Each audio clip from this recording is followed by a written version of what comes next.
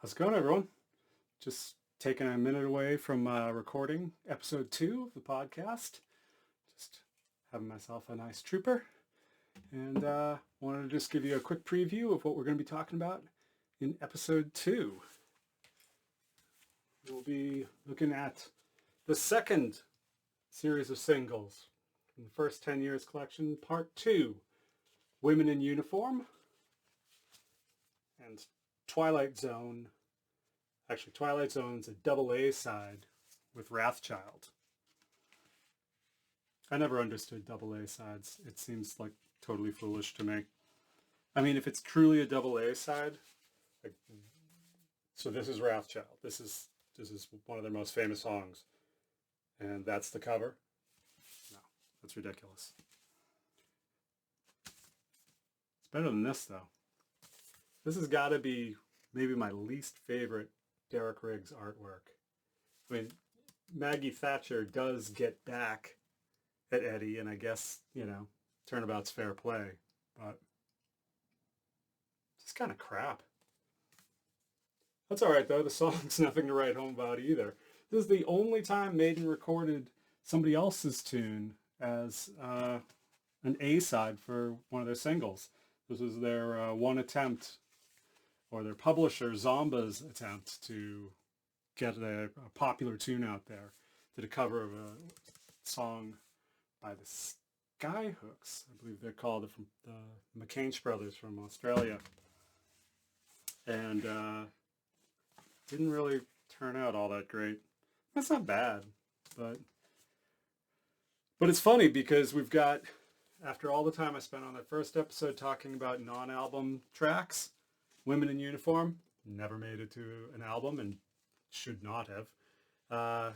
Then the B-side for the 7-inch Women in Uniform, which is the 12 obviously, was Invasion, which originally was on the Soundhouse tapes. And but if you did get the 12-inch, you got Phantom of the Opera live. Fantastic stuff. And then Twilight Zone, after I spent all that time talking about Sanctuary, right? Sanctuary not being on the UK release, but being on the American one. Here we go again.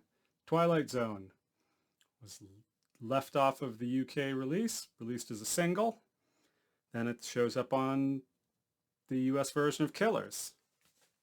Well, at least shows up on the old US versions of Killers.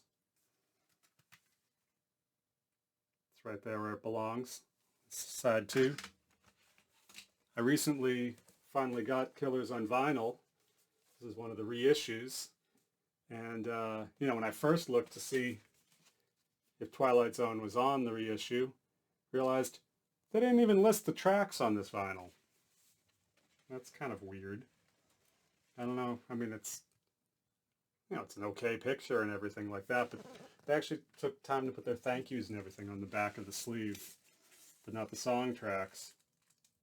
And sure enough,